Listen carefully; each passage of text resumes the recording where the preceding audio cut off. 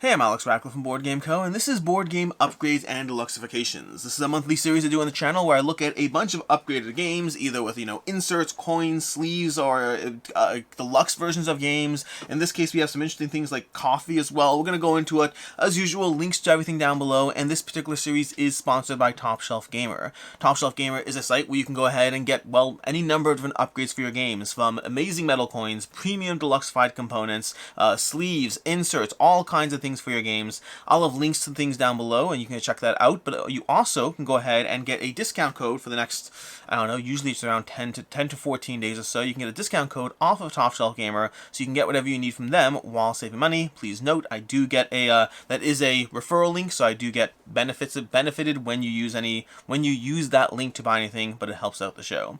And with that, let's go ahead and start off. Let's start off with Age of Atlantis over here. Now, I will say, I do know that this game also does have a degree of frustration around it. For backers of Age of Atlantis, this is a game that some people have gotten, I think many people have gotten, but there are still some people who have not gotten their game. I just want to make sure you know that. I'm aware of the issues. I think everything... I don't want to say what's going to happen or not, but I'm just noting that I am aware this game has a little bit of sore stuff around it. But past that, this is a game that hopefully by the time you watch this video, I'll have finally actually dove in and played this game. But off the bat, we got, dual layered boards with tons of little pieces to put your things in as you track this. The actual gameplay of this, don't know enough about it. I do know that the overall production looks solid so far, and I didn't even get that gigantic metal miniature or whatnot. We have, again, more double layered boards over there, and then as we go into this more, we're going to see the main thing I want to pull out, which is... Here we got the map. Let's put the map on the table. Let's go ahead and throw the map on the table and see what we got here, because this is a dice placement game, sort of. A little worker placement, a little bit dice placement, a little giant board over here as we try to dive into this here. Let's see if we can get this out. Lots of things in the way as I do this. But this is going to be your board over here, with the various spots around the center. But you're also going to be gathering Atlantis himself. I don't know why I said that. Poseidon himself. It's called Age of Atlantis. That's why I said Atlantis. You're grabbing Poseidon over here. Poseidon's going to be this giant guy who grew across the course of the campaign. He grew larger and taller based on how the funding did. And you can also have gotten him as a metal miniature. But you're going to go ahead and put him into the center of the board, where he's going to point at different districts in the game as you go through it, and you're going to be placing your dice onto various spots onto the board. These are little happiness dice that will go into these little spots over here, and then be placed around the board. So you have a nice degree of throwing these metal miniatures around the board in different ways that will have a solid table presence as far as how they are entering the board and throwing all the different types over here. And that's basically what we got. So we're going to go ahead and throw some of these in here and just pop these into the various spots so you can get a sense of what the table presence on this game is like. I am very much looking forward to diving into this one. Again, just visually the way it looks, combined with the people I know who've enjoyed this game very much. Overall, the ratings seem pretty positive. Also, there are negative ratings as well, which partially because of the company and experience going on. Eldorado Games, for the most part, had a good track record for a long time, but they've struggled a lot in recent years with everything going on with the shipping crisis, and they're doing the best they can, but that doesn't mean that there's not frustrations and people who are left hanging on their game. So both aspects there. But that said, the game itself looks very cool. I'm looking forward to diving into it. There's more components. I didn't heavily go into everything over there. Let's put this back over here and move on to the next game. Well, let me put this away over here. But that's Age of Atlantis. This one, I don't know if you can get your hands on this one. Some of the things in this video, most of the things in this video, you should be able to get your hands on, but some of them you might have to wait for reprints or options or secondhand market. One of the questions I often get is, why bother showing things? This is true of reviews as well, by the way. But why ever show something you can't get? Sometimes I review a game and it's a game that you can't actually buy because you missed the crowdfunding campaign. Other times at the end of a video, I'll be like, and if you like this game, I recommend this, that, and this, and they're games you can't always get. And sometimes in these videos, these deluxification videos, I'll showcase a game that you can't buy, and people will be like, why do you do that? Not everyone, but I get the few questions, and I think it's reasonable. And the answer is primarily because the secondhand market is a thing. There are often games you can get on the secondhand market. If you're trying to buy someone's copy of Age of Atlantis, you want to get a sense of what it looks like, or you want to hear about it in a recommendation. It is a way to hunt down games. Just because you can't buy it at your local game store doesn't mean it doesn't exist. That's reason one. And reason two is things come back into print at different points in time. Number two we're going to move into is kind of just a few little components over here. This is for Last Light. Ooh, they look nice. They do look nice. They look much nicer when you pull them out of the bag, by the way. These are going to be some of the upgraded planets you can get for Last Light. Last Light from Roy Canada. The Pledge Manager should be closing soon. This is over on GameFund. I'll have a link down below. And they sent me these to kind of show you. They have upgraded planets you can get your hands on, but it is an extra optional buy.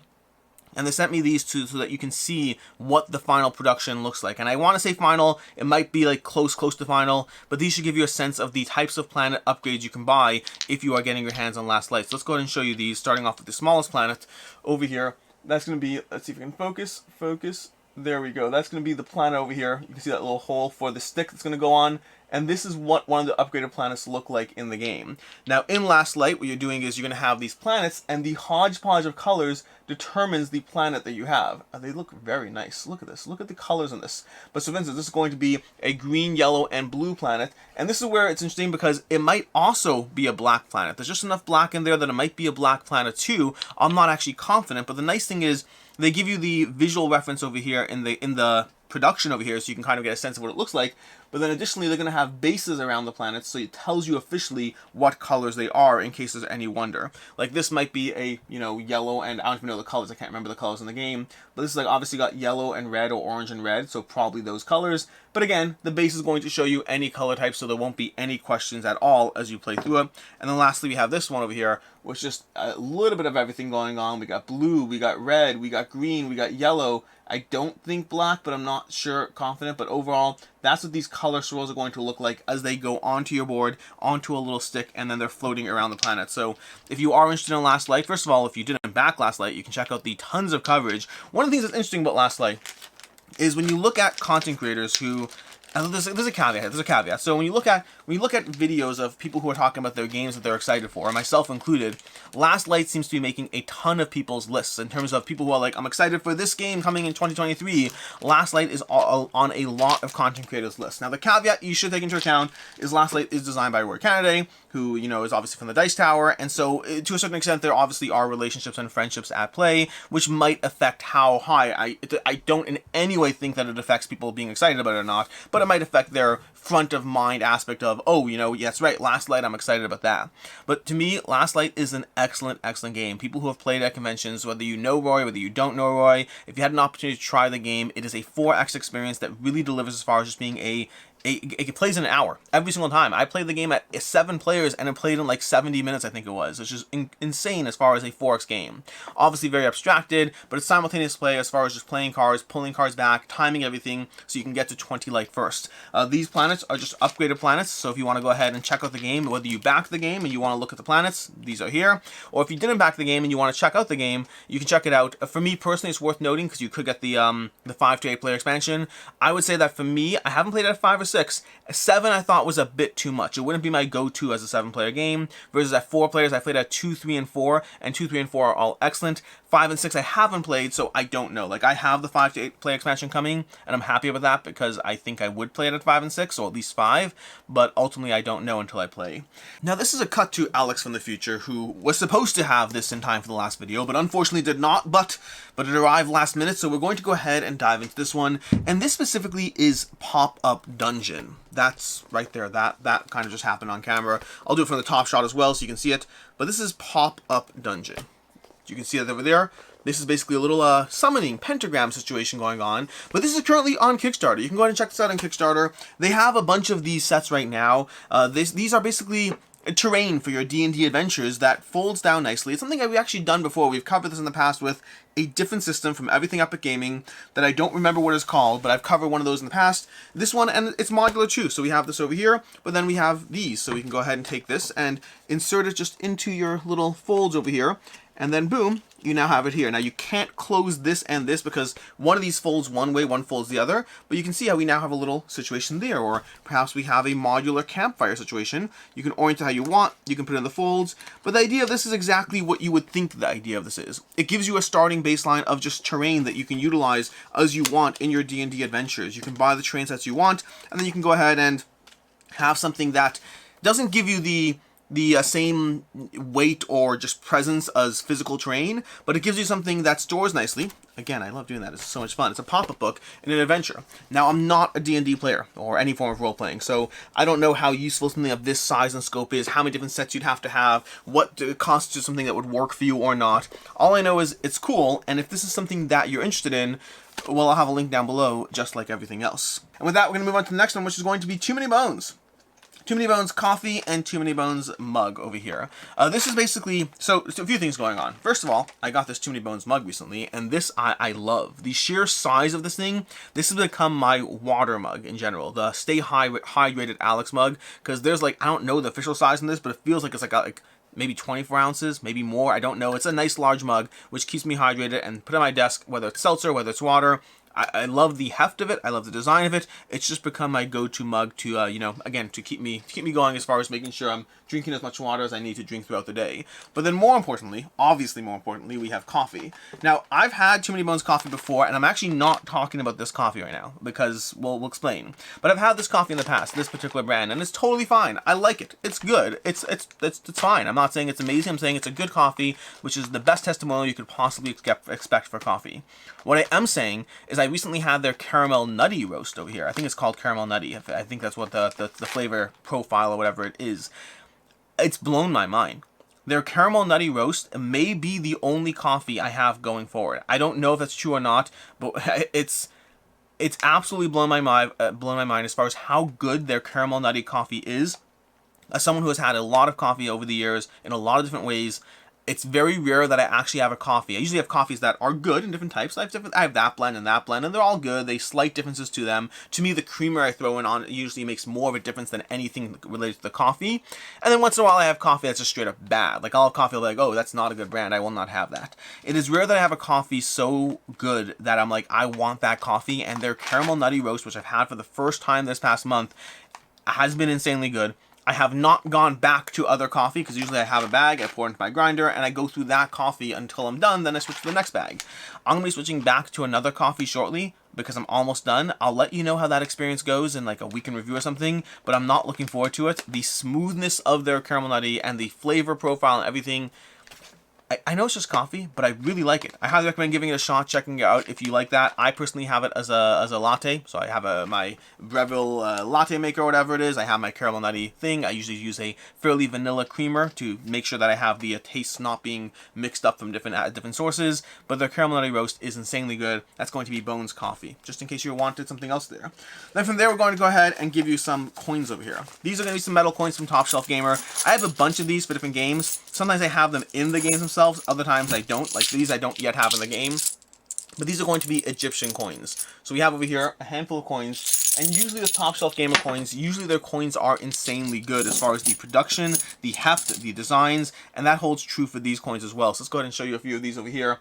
But this is, again, their Egyptian series, and you can use it for whatever game you want. You can use it for Ankh to a degree, although Ankh doesn't really use coins in a typical sense. They have the currency sort of, but I don't know if these would be a good fit for that. But as far as if you have another Egyptian themed game, you know, these could very well be, you know, they're solid. I just need to think through what to use them for, because 5 tribes I could use them for, but I already have upgraded coins for 5 tribes that I feel match the game well. Like, look at this. This is a very nice coin over here.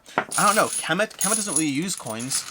I need to think through what game I'm going to use them for. I really like the coins. Like, I have in general, Top Shelf Gamer coins I like a lot. My favorite is going to be the Foundations of Rome coins, which are technically brass. They're coins from brass, but I use them in Foundations of Rome, and I like those ones a lot. The only problem is there's no problem. And then I have a lot of other coins that I use for a bunch of other games. But I have like 2 or 3 sets wandering around that I haven't figured out what game to use them for yet, and that's true of those. And then we have Pagan Fate of Roanoke. Pagan Fate of Roanoke, this is the deluxe version of the game. I have the expansion off to the side, but I'm not here to show you the expansion. I'm here to show you the deluxified bits for this game. Now, Pagan Fate of Roanoke is a witch hunting game. You're going to have one player playing as the hunter, and then one player as the witch, playing as you try to track down the other person through a degree of deduction and tracking what the players are doing in the game as you go through it.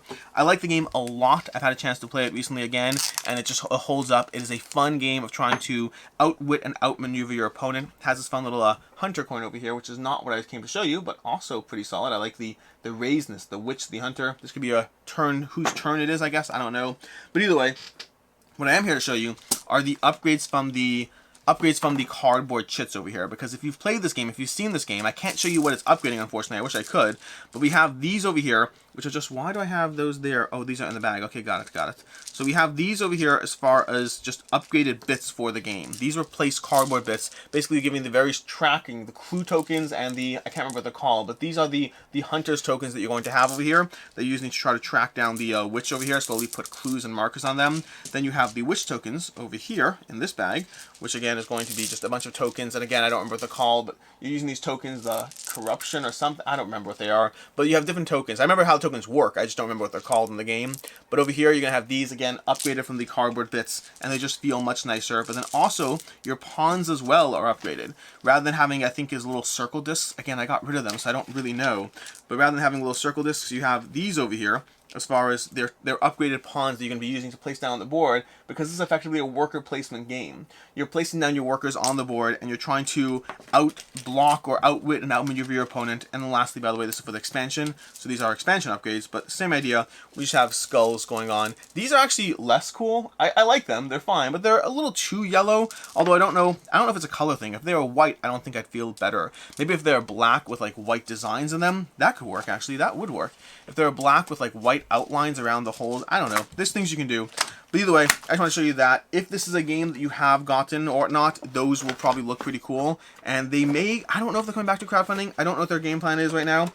Why is this being stuck here? Oh, because the cards just got knocked over. Yeah, I don't know their current game plan as far as when they're coming back to crowdfunding, if they're coming back to crowdfunding. But if they do, these are upgrades worth picking up for an otherwise excellent game. For an already excellent game. And then last one, the highlight to me is Carnegie. A lot of small game assortment things over here for our upgrades video, and a cup I'll have to clear out. But Carnegie over here from Quined Games, hands down takes the cake as far as the upgrades and deluxifications conversation for today. This is the deluxe version of Carnegie. You can play this game on Board Game Arena if you want to check it out. It's a game from Xavier Georges, and it just has production to no end as far as we can get over here. Like, these are the trays. It comes like this, by the way. The game comes like this. You don't even have to organize it. This is how the game came, as far as, you know, giving you all these tokens for all the players in here with their premium money that you start with and all that. This money, by the way, it's not as good as the Carson City money, which is also from Xavier Georges and Quined Games, but it's top notch. It has that little like fold around it, that kind of foil look to it.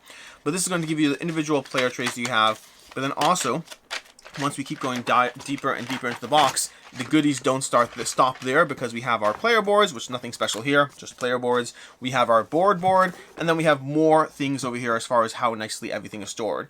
We have these tokens over there, these over here. We have our metal train, which is one thing that doesn't store as nicely, kind of sticks out a bit, but it does give you a nice shiny metal train, which is very cool, you know, over here. I think it's a first player marker, I can't recall.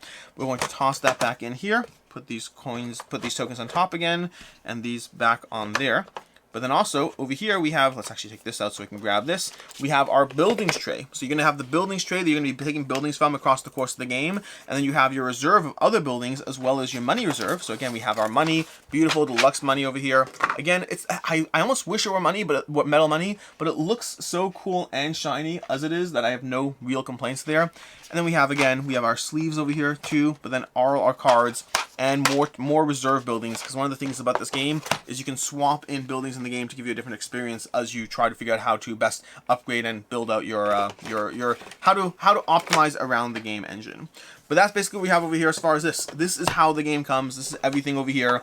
It's just a solid production. I have not played this in a while. I do want to dive back into it. It was a really solid game of where the whole puzzle of it was whenever you take an action, it triggers certain types of buildings. So how you build out your tableau and how you activate things is a big part of determining the efficiency. Trying to lean into buildings that other players are activating, or trying to stay separate from them so you can activate things that don't benefit from them. Lots of fun ways to try to figure out I think there's 20 actions across the whole game. Players choose which action is occurring each round, and that means that you have 20 turns effectively, and every turn one player chooses, this is the action that's happening this turn, this is the primary thing that's happening, which means you can control your own turns, but you want to make sure that your engine is running on other people's controlling turns as well. Very fun game, and just a really solid edition of it.